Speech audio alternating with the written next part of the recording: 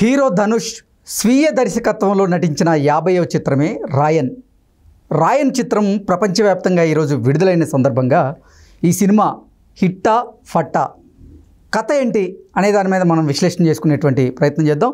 ప్రస్తుతం మనతో పాటు ఉన్నారు ప్రముఖ సినీ క్రిటిక్ దాసరి విజ్ఞాన్ గారు. విజ్ఞాన్ గారితో మాట్లాడదాం. విజ్ఞాన్ గారు నమస్తే అండి. నమస్తే. ఈరోజు రాయన్ చిత్రం ప్రపంచవ్యాప్తంగా విడుదలైంది. ఏంటి ఈ చిత్రం హిట్టా ఫట్టా అంటే ఏం చెప్తారు? ఫస్ట్ ధనుష్కి 50th సినిమా, పైగా తనే దర్శకత్వం కూడా చేసుకున్నాడు.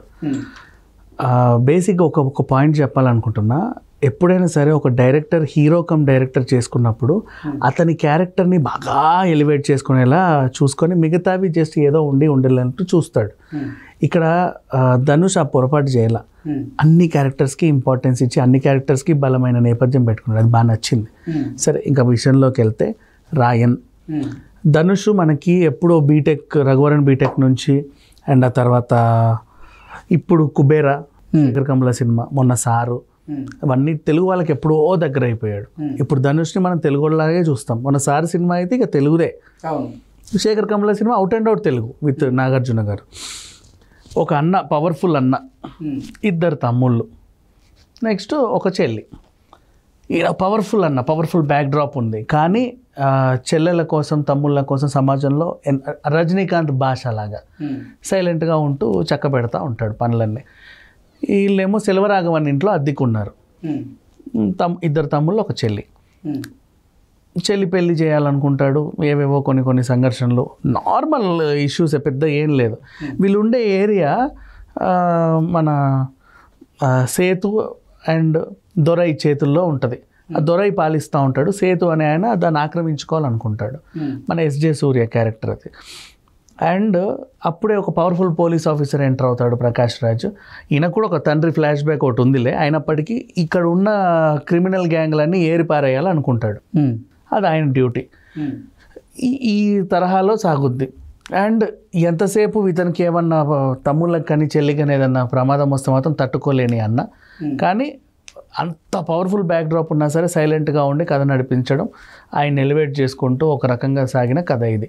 చాలా సింపుల్ స్టోరీ ఇది. యాక్చువల్ చెప్పాలి అంటే చూస్తున్నంతసేపు నెక్స్ట్ సీన్ ఏంటో కూడా అర్థమైపోతుంది.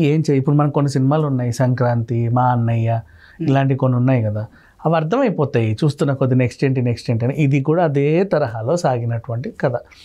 సరే, ఇక వీళ్ళ పాత్రలు, తీరుతెన్నులు ఎలా ఉన్నాయి అంటే, ఒకానొక టైంలో ఈ తమ్ముళ్ళు ఇద్దరే అన్నకి ఎదురు తిరగాల్సి వస్తుంది.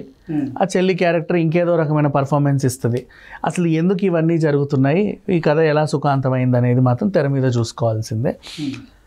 ఇక పాత్రల పరిచయాల గురించి వెళ్తే, రాయన్ ఈయన చాలా బాగా చేశాడు. అంటే తనే డైరెక్టర్, తనే హీరో కాబట్టి క్యారెక్టర్ మాత్రం మంచిగానే, అంటే ఇన్ కేస్ నచ్చకపోతే మరోసారి చేసుకొని బాగా ఆయన క్యారెక్టర్ని అయితే నిలబెట్టాడు. సందీప్ కిషన్ బాగా చేశాడు. ఆయనకి జోడీగా ఒక జస్ట్ అట్లా వచ్చి వెళ్ళింది అపర్ణ బాలమురళి, ఇది మన ఆకాశ్ మెహద్రా హీరోయిన్. ఇంకో అబ్బాయి, ఆయన పేరు ఏదో ఉండే, కార్తికేయన్ అనుకుంటా, ఆయనకు బాగానే చేశాడు.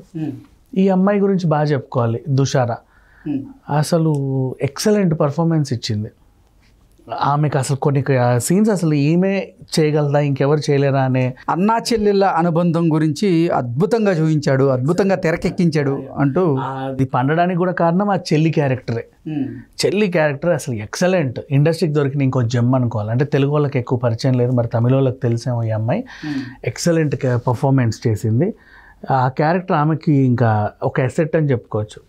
ఇక మిగతా పాత్రలు కొన్ని ఉన్నాయి. ఇక వరలక్ష్మి, శరత్ కుమార్ లాంటి వాళ్ళు ఉన్నా లేనట్టే. ప్రకాష్ రాజ్ పాత్ర తక్కువైనా గుర్తుండిపోద్ది.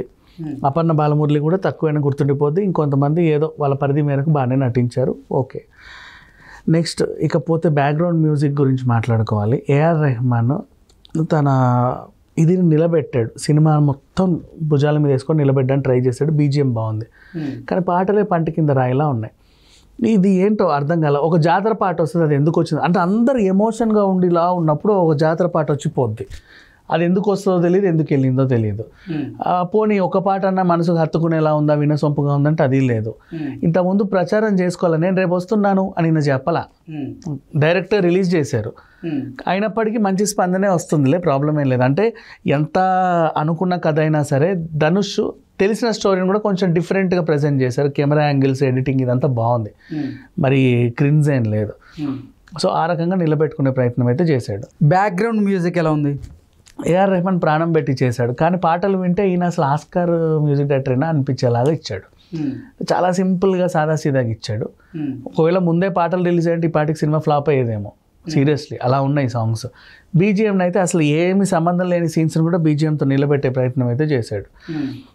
అండ్ ఆ సూర్య సేతు క్యారెక్టర్కి 2 భార్యల్ని పెట్టి ఏదో ఒక కథ నడిపించాడు, అది కూడా బాగానే వర్కౌట్ అయింది. అంతా బాగుంది, పెద్ద ఇదేం లేదు. కాకపోతే ఇట్లాంటి కథలు ఎంచుకున్నప్పుడు ఇప్పుడు నువ్వు ఇప్పుడు ఫర్ ఎగ్జాంపుల్ అంటే రాయన్ పాత్ర అతివీర భయంకరంగా చూపించాడు అనేటువంటి అభిప్రాయం వస్తున్నట్టు నేపథ్యంలో మరి ఎస్జే సూర్య పాత్ర ఎలా ఉంది? ఆయనది కూడా పర్వాలేదు, బాగానే చేశాడు. ఈయనకి ఎట్లా అంటే మనకి ఒక ఎగ్జాంపుల్ ఇప్పుడు ఇంద్ర సినిమా ఉంది, సైలెంట్గా ఉంటాడు. అసలు అన్నా నువ్వేంటన్నా ఇంత సైలెంట్గా ఉన్నావు, అసలు నీదేది ఏది అంటే ఒక తరహా ఫ్లాష్ బ్యాక్ ఉంటుంది అతడు పవర్ఫుల్ అని చెప్పడానికి. ఇక్కడ అది పెట్టాల, ఈయన పవర్ఫుల్ ఒకప్పుడు, ఇప్పుడు ఇలా సైలెంట్గా ఉన్నాడని కథలో నడిపించాడు. కానీ అసలు ఆయన ఎందుకు పవర్ఫుల్, ఆయన బ్యాక్గ్రౌండ్ ఏంటి, వాడి పవర్ ఎంత అనేది చూపించాలి, అది చూపించాల. సో అందుకు ఈయన పవర్ఫుల్నెస్ మనకి ఎక్కదన్నమాట. ఏంటబ్బా ఇది అనిపిస్తుంది.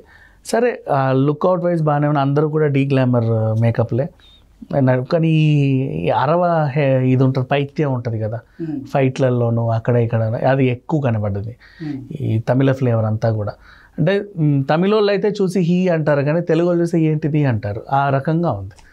అట్లా అంటే కొంచెం అందరినీ బ్యాలెన్స్ చేసుకునేలాగా చేయాలి. ఇప్పుడు తెలుగు సినిమాలు ఫర్ ఎగ్జాంపుల్ ఓ తమిళ ఆర్టిస్ట్ని పెట్టినా తమిళ్ ఫ్లేవర్ ఇవ్వరు, తెలుగు అంటే ఒక యూనివర్సల్ ఫ్లేవర్ ఉంటుంది. హిందీ అయినా సరే, ఇప్పుడు చెన్నై ఎక్స్ప్రెస్ సినిమా తీసినప్పటికీ మరీ తమిళ్ ఫ్లేవర్ ఇవ్వాల, ఒక యూనివర్సల్ ఫ్లేవర్లో వెళ్ళిద్ది. కానీ ఇది అట్లా కదా, అవుట్ అండ్ అవుట్ ఇది తమిళ సినిమా ఇట్లా చూసి చెప్పేసేయచ్చు. బాగుంది ఓవరాల్గా అయితే, చూడొచ్చు, సినిమా చూడొద్దని ఏం లేదు. పైగా పోటీ కూడా ఎక్కువేం లేదు, రిలీజ్ అయింది. అండ్ ఈయనతో పాటు ఇంకా కొన్ని సినిమాలు కూడా రిలీజ్ అయినప్పటికీ దీనికి ఉన్న క్రేజ్ మాత్రం బాగానే ఉంది. ధనుష్ హీరోగా 50వ చిత్రం, అలాగే దర్శకుడిగా తనకి ఇది 2వ చిత్రం. దర్శకత్వం ఎలా చేశారు? దర్శకత్వం గురించే మాట్లాడుకుంటే పర్ఫెక్ట్, అవుట్ అండ్ అవుట్, ఎన్ని మార్కులు ఇచ్చినా తక్కువే దర్శకత్వానికి. యాక్టింగ్, కథా, స్క్రీన్ ప్లే బాగుందో? అంతా బాగుంది. అంటే తెలిసిన కదే, పెద్ద కొత్తదనం ఏం లేదు. కాకపోతే కూర్చున్నంతసేపు బోర్ అయితే కొట్టదు. ఓకే, ఆ అరవ పైత్యం లేకుంటే మిగతాదంతా ఓకే. ఈ మరి మితిమీరిన హింస కొట్టదు.